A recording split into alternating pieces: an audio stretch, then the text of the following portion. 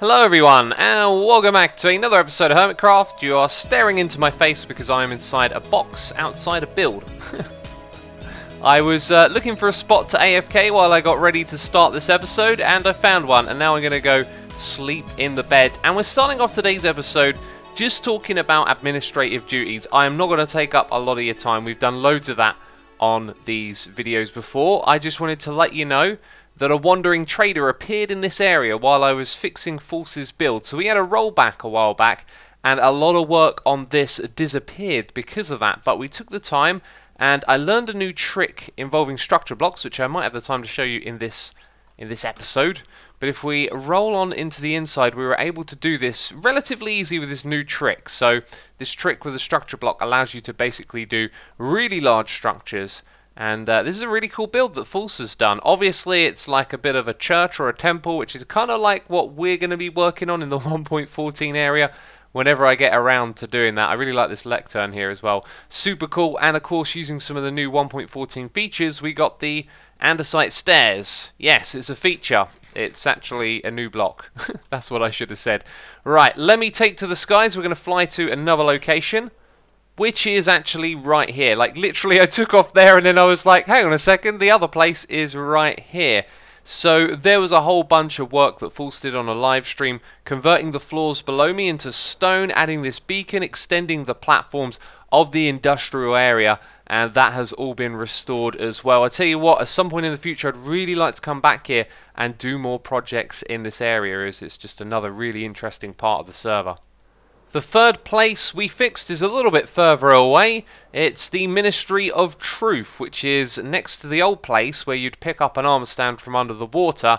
And Joe created this thing here where all the hermits have come along and made a little armor stand of themselves, kind of to celebrate that we got the whole armor stand book on the server, which I think is just an amazing feature. Wow, that's really cool.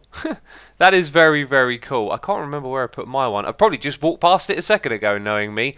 But yes, all of them here have been successfully restored. And apparently I am right here, although I'd say, you know, that looks more like Grian than me. Speaking of Grian, the fourth place that we're going to visit at the beginning here is Grian's base. He's got some things that are broken and missing, and peeps, if ever you see something that is broken or missing because of the rollback or because of the entities vanishing, please do let me know so I can get on top of it and fix them. Grian has been kind enough to let me know that there's something wrong in his base, so we're going to go and check it out. Now, he said that the problem was with a chunk, so I figured something inside of the chunk, but what I didn't realise is there was another chunk rollback, whatever you want to call this bug right here, and I was unaware of it. We caught the other ones, but I didn't catch this one.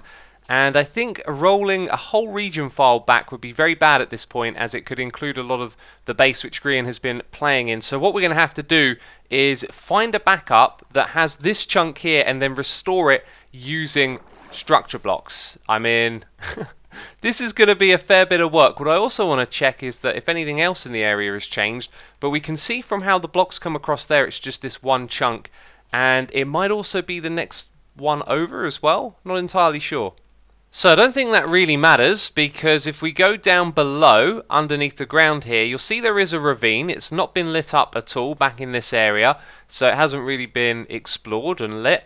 And there isn't any parts of Grian's base that actually extend out to here. Maybe there was like a branch tunnel that didn't make it, although as we go back here, you can see nothing down at this level either. So I think the damage is, luckily for us, very minimal, and it's just this structure up here at the surface that needs restoring. So here in the backup world, we have two structure blocks. We're going to focus on this one, which actually gets the job done entirely by itself. The selection will cover the entire of the chunk, going as far down as we need to restore all of the building that's been done underwater. Now, I've also included this structure block right here, because this is the trick that I learned. When we save this one, we're going to include this structure block inside of it. So when we place this one in the world and load it, it'll include this one right here, which would allow you to then chain another structure block, right? So when you load it up, all the details are here. You switch to load mode, and then you can easily load up that region, which is just air blocks above. So we don't actually need to do that. But now I'm going to go ahead and I'm going to save both of these. You save this one first, so that one is inside of it. So I've loaded in the structure, and as you can see, the next structure block comes along with it. So that's super useful. If we had a building up there, we wouldn't have to mess around with putting this in. And now it becomes really obvious that I need to do that again for this corner over here. So this chunk did actually go missing as well. And there we go. Job done. Everything is back to normal. Well, we are in the area for our next activity, as I wanted to have a go at Grian's flying course. This is it right here. This is going to be a logo. I think it's like a work in progress at the moment, and I do not expect to do good at all. I am not as nimble with the flying as Grian is.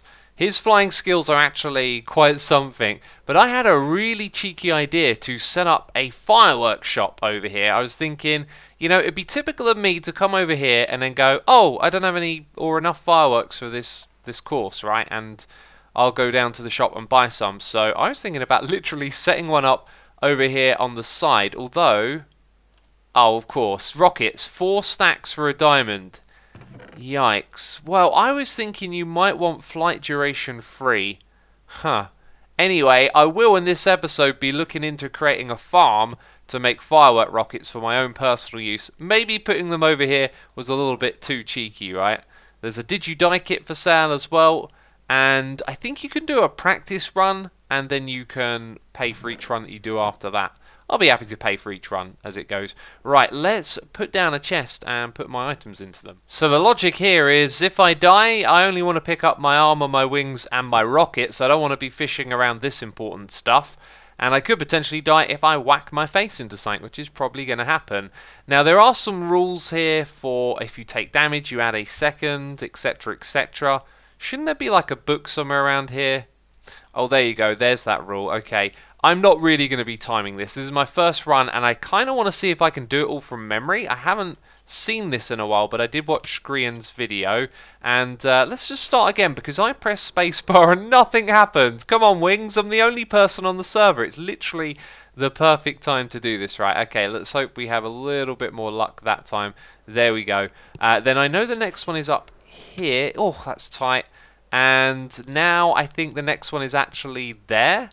Okay, and if I miss one, don't even worry about it. This isn't a proper run.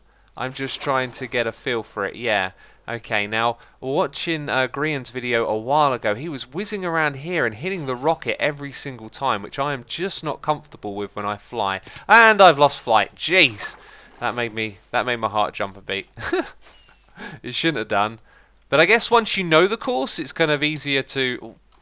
Half a heart of damage? What? How did that get so low so quick? This is basically what I was expecting, so I got to get to know the route first of all, and then... Aha, here it is. And then practice it a bunch of times. So we're probably not actually going to do... Wait a minute, did I miss another one? Yes, I did. We're probably not going to do our actual run today. I've got other plans, but it will be on the agenda to try and get a good time in, you know? Try and, like... treat this like a challenge and develop a skill of being able to fly super fast. And I also want to try and eat so that I don't die. Okay, these bamboos are really, really bad. I think they weren't actually here when the course was first built, so they've made it extra tough. Okay, then we got that one there. And isn't there like one that goes through the Concourt building? I found it. Woohoo! And then there's a little one right there. Oh, there's so much stuff to remember. Okay, ow. I landed on it, but I didn't take damage. How very, very strange. Going through here was a really cool idea. Then there's another one there. And this one, look, the tag on the tag building that we built has been adapted. And then, oh god, I'm so bad at this. I'm so bad at this. Oh. Okay, there we go. There we go. Next one's down here, I believe. Yep, I can see the marker. Am I supposed to actually go through that bit, though? Because the marker's on the ribcage. I'm pretty sure I'm supposed to go through that thing, right? Oof. I'm finding that if you look and then use the rocket where you want to go, like, I know that sounds very obvious, but the boost of the rocket takes you closer to where your crosshairs are aiming, right? Oh, although that time, as I said it kind of took me upwards and over. Maybe I'm trying to learn too quickly. Just got to do this more and figure it out. That one's ridiculously small. That's super challenging. Oof. Oh, I made it through. Oh, goodness me. And I'm on the ground again. I've got a feeling it's going to take a lot of practice for me to figure this one out. Okay, and then here, and these are like the last 3, I think. I can see another one right there. That's it. I believe that might be the last one. And then you race all the way up to the top here, and then you've done your thing. Woohoo! Okay, that was probably the worst one you'll ever see, right? And that is why it wasn't a proper run. No way was it. It was just a practice run, but it was a lot of fun. I'm going to pay for that, and I'm hoping later on we'll come back here and try this again. So I would like to make my own sugarcane farm so I can make my own paper, combine it with my own gunpowder, and then have my own supply of rockets. And obviously the place to build farms is over here in Tower Bay, maybe the one at the edge over here. Although what I should probably do is design the sugarcane farm first, right? And I'm looking forward to this. We've been doing a lot of redstone lately. It's been going really well. So I'm going to pop into the old test world and see if I can design something suitable for our needs. So our farm from the other day is having a good time over here. And I was thinking how this is kind of similar to sugarcane, so there's probably a concept here that I could take advantage of. And what I thought of using is a double piston extender over here. We wouldn't really go any further because of the way you have to have water at the base block of where the sugarcane is planted. So that is absolutely fine. And then with a tiny bit of redstone, we can send the drops out like that and then pull them back. But as you see, a lot of them land on these blocks, and I don't want to collect them with hopper minecarts down below. If we double up on the amount of slime blocks here though and use this, then you'll see that every single drop gets pushed out in front, with exception to this one over here because the obsidian didn't get extended. So I think this is the way we're going to move forward with this. Now I had this idea of using the water here because then it, glass there, because then it means that we could have the same farm on the opposite side like this, right? Problem is those slime blocks are going to stick to the glass, and I don't think there's one you can't move, right? Well, there is actually a block that could technically do this job. I don't know if this is even going to work. But the sugarcane will grow quickly because we got the game rule going for us. And if it pushes it right into the gap there, it could fall directly down. But it kind of looked like some of it went in this direction. I guess there's gaps on all sides of the chest. And it's kind of ridiculous. I'm not going to do something like that. So it looks like we're heading for something like this, where we mirror the design on each side. And then all the sugarcane gets shot across. My brain has just started to tick in a different direction here. I don't think this idea would work with double piston extenders on either side like I've put here. Actually, let's remove those. That's probably complicating the redstone. But that's... okay, it moved that block back, which I wouldn't want it to do. But that's kind of simple, right? And then it means the water can be in the middle for the grass on either side, and we don't have to have anything over on this side. So when we have a wall, which won't be made out of slime blocks, the sugarcane will hit it and fall straight down. And that is probably a little bit more compact. Maybe not as much sugarcane planted, but I think this might actually be a better direction to go in. Okay, this could be stackable, and as you can see, it's the slime block holding up the water. Let's remove that there. Yeah, that's unfortunate, although look at the way the water goes straight down to the other one. If ever there was an issue with this, it wouldn't spread out and break any of the sugarcane. Now, when it comes back across, oh, silly me, it actually attached itself to the grass above. Right, okay. Let's jump ahead here. I now have a finished concept. Of course, we can attach regular blocks to the slime blocks, and those can be moved back and forth.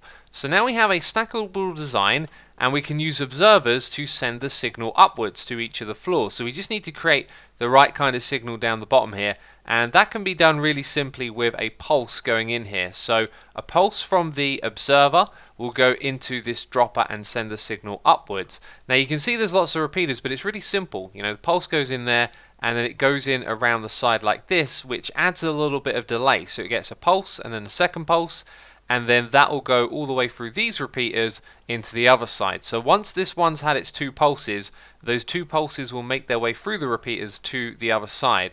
Let's see that in action. If you look at the left of the screen, you can see those repeaters blinking twice. Now if we look up and see the farm in action, we're going to see it go in both directions and back to the middle. So it harvests the sugarcane from both sides, Because of the two lots of blocks, all of it would get pushed out to the side, so somewhere around here there'd be a wall, and it can all drop down from each floor to a single collection system. Now, what I don't know is how I'm going to hook this thing up to a clock, but if we use an observer as the input, we can simply detect the change of state in front of it. So whatever type of clock it is, it doesn't really matter. Even if it's one that gives us a pulse, it will still do the job, as you can see. So this circuit is good. I might try and compact it, but we are ready to go. This thing can be built on Hermitcraft now. So then, location, location, location. We need one, and I was initially drawn to this, one of the smaller buildings. I thought it'd be really cool to have the collection system for our sugarcane opposite the cactus that we have over here.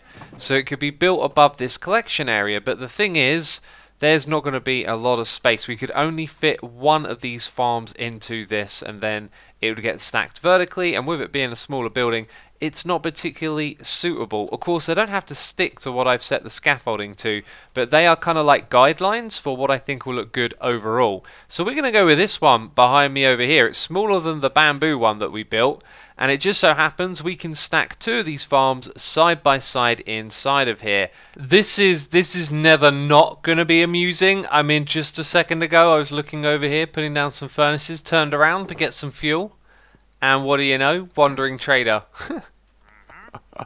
Oh, that's so funny. So I'm getting situated here, and we're going to try and build a little bit of the farm, figure out where it's going to go, but then I'm going to have to go on like a resource trek. There's a lot of stuff that we need for this farm. Alright then, I'll be double and triple checking what you see right here, because if I haven't made any mistakes, that wasn't very painful to put together. And, I mean, I don't know how much higher we got to go. Is there something on top of the scaffolding up there? Oh no, I definitely see something up there. Yep. What? What? It's a donkey! Why is there a donkey on the top of the scaffolding? Oh, that's amazing! What? Peeps, welcome to Minecraft 1.14. Donkeys like to climb scaffolding, apparently. How did you get up here? That is just silly. Well, be careful, buddy. It's a long way down. So I got totally distracted. Anyway, this is going to be easy to build. All we've got to do now is go and grab all the materials for it. So obviously, we need sugarcane. Luckily, I have plenty of that. I also have plenty of grass blocks to plant it on. So we'll grab a bunch of this. The other thing we need is stacks of observers, so I'm going to take all of this nether ore that I've been stashing, break it down, and then craft it into observer blocks.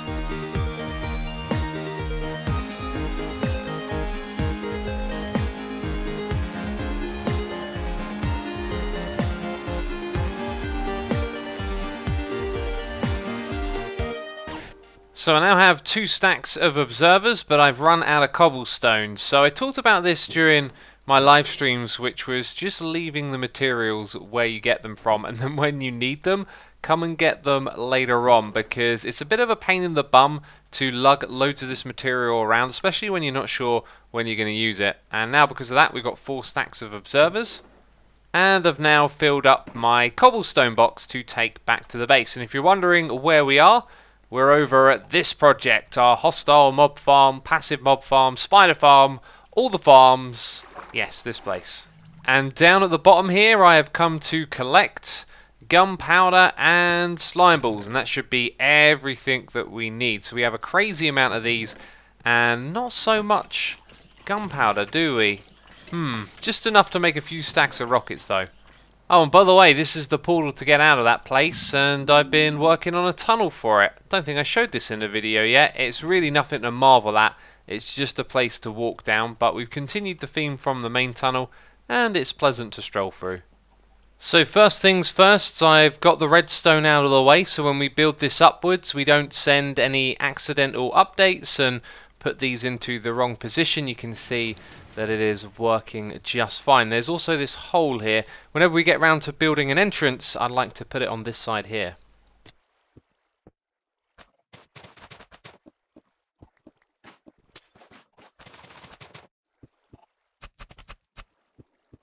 That, my friends, is how you build a section of this farm, and it's quite quick to throw together. It's a little bit awkward having to jump off and jump back on to build each section, but we're going to be able to throw the other one together in no time at all, and I'm loving this farm.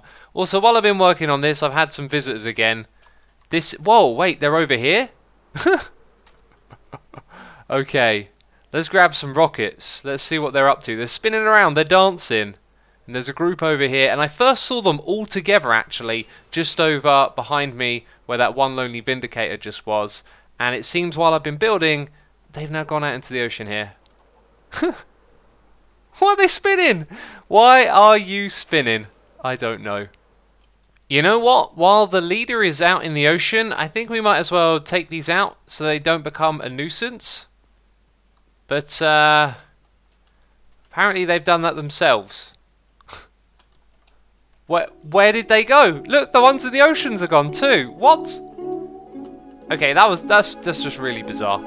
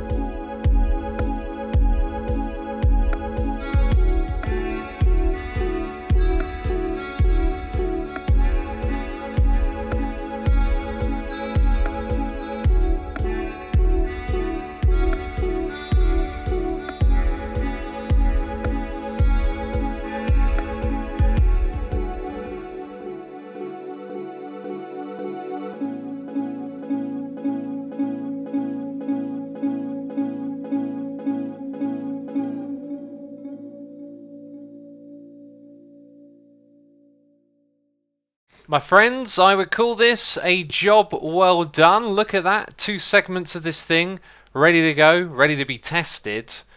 And that was a almost amazing landing that turned out to be terrible. There's something up the top here that we gotta take care of. Okay, now when it comes to transporting animals across long distances, the Elytra and the lead would be perfect, wouldn't it? Except when you use your rockets, it usually breaks the lead and gives you a headache. Now if you start off with regular velocity, it is possible to bring the animal along with you. So I want to try and save this donkey by bringing it down to the ocean, which isn't very far away. So I'm going to go into this view. I'm going to fall off and tap spacebar and then try and lean forward. Let's do that. Let's, like that. Come on, are you with me?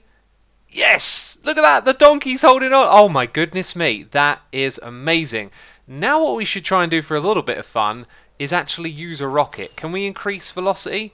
The donkey is coming. Can I go to my base with this? Like, I don't need a donkey at my base. Oh no, no, it broke off. Where'd it go? Did it land in the water? That was the entire point I was over here, by the way, is so it could land in the water. Yes, you made it. The donkey lives. The donkey lives, my friends. I have no plans for you. I just wanted to make sure that you landed safely. And of course, it doesn't matter like how close to the ground they are when the lead breaks. They will have accumulated loads of fall damage. So if ever you were to do the same thing, just make sure it lands in water. So now it's time for a sugarcane shower. As you can see, it's growing a lot on that side, not so much on this side over here. And it just so happened, because this lined up in the middle, it means that it powers both sides at the same time. Do you know what? Let's actually get the camera account on for this one. So this feels like a fair view to see most of the action. I'm going to hit the lever, and then all of the floors are going to act. Oh wait, did they go all the way to the top? I think they did. I think it just had some visual issues there as I saw sugarcane flying from the top. You can see that worked successfully. Now at the moment, without a wall between the middle, it might be that the sugarcane is getting shot onto the other side, but it doesn't look like any of it's actually caught on the platform. That's interesting. If it was just so that it would never do that, because then we wouldn't need the wall. But over on this side you can see it goes all over the place. Yikes. Okay, I would like this structure to be made out of the grey concrete. You know, it just occurred to me there is actually one other material I really want to build a skyscraper out of, and that is actually stone, which I haven't done yet. So I might revise my idea here and go and grab that material. But we'll start off with this wall around here, so one above the base, which is just fine, and we're just going to outline where the walls need to be. So when we place it here, we're actually going to have our hoppers to collect everything directly below them, so that's what all of those drops will drop onto, and we should probably put carpets on there to stop stuff spawning. However, we actually have light sources nearby. We've got the sea lanterns at either end, which is a change I made just so all the grass would be lit and nothing would spawn inside of here. So if we look down below, the netherrack was the bare minimum of where the walls will go, but I think I'll actually leave these big open spaces and have it so that this thing is nested into the corners or the edges on each of the sides. The only place we might actually put an extra wall, I think, is here going all the way up, just in case this stuff gets shot out to the side. But then again, maybe not, because we could just have an extra hopper there in case anything does go that way. So we'll let the windows that we're going to put into this design determine what exactly happens there. And I think the way we'll do the windows is we'll keep these sections going across in line with the grass blocks like this. And then does that give us a 1, 2, 3, yeah, 3 high window for each section? And I know it's 3 blocks because I've placed a lot of observers with 3 blocks in between. Oh my goodness me, the sugarcane went out as far as this. That's bonkers, I didn't realise. Wow. I came over here to have a look and I realised the scaffolding would be in the way, but you can kind of see the spacing. The windows are going to be really close together. Most of the other ones we've done, well, those don't have windows on that side, but they have rather large windows, so we're bringing in some contrast. But like I said, I wouldn't mind experimenting with the stone material, and I don't actually have any to hand at the moment, so we'll take a trip back to the base. I want to quickly check out this statue over here. So the sugarcane would have got shot in its general direction. Do I see any over here? Yeah, look, it made its way over here as well. You know it's been a good day on the server when your ender chest is nearing empty. I've been going through all the stuff here. So I went and got some andesite and stone. I figured the andesite getting mixed in might just help mix things up. But remember, in 1.14 we have access to stairs and slabs for both of those materials. So that really allows us to do something different here. And I thought the way that we might start it up is by using these little indents coming in and then having terracotta going upwards and then playing with some depth on the stone. But it might actually be better if it goes up there, perhaps. Yeah, and that kind of looks better as well. So I've just realised I built the same thing on both sides. You know, sometimes the shape of the build kind of leads you into going for particular, like, I don't know, placements, right? And again on this side I kind of got forced into the same situation without realising it. But then I went and put glass in the middle here, and the reason I didn't like it first time I built it was because I wanted to put the glass back by 1 and then it was too close to the sugarcane. But I think this could possibly work. The other option is to build this thing extending out from this point here going upwards. That I will also try.